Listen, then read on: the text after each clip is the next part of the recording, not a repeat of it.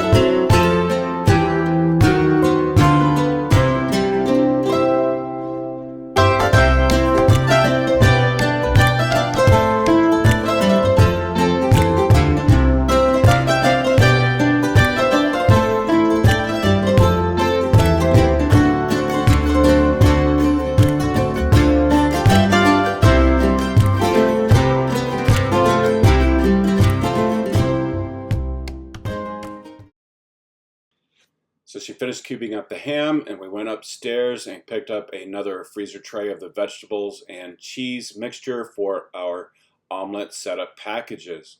So we're going to take those back to the kitchen and start making the next batch.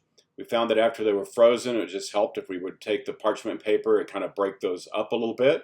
That way we could get into the half cup for the vegetables and a quarter cup for the meat. So we just added those to the little packets, and we're all set. Get our little production line going there. So we're going to have lots of omelet setup packages. We could also use this for other things like soups and other things that we need that set of ingredients for. So pre-packaged, ready to go, and a great use of all those peppers.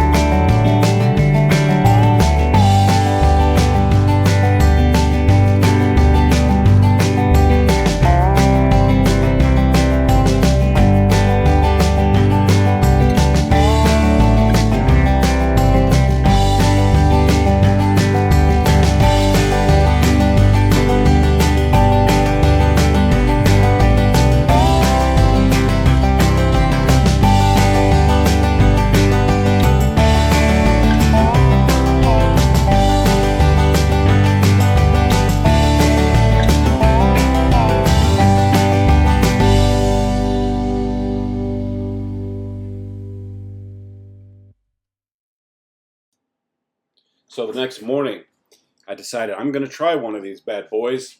So I got one of the little packages out with the ham in it and the vegetables and the cheese, and I'm going to try it out for breakfast this morning.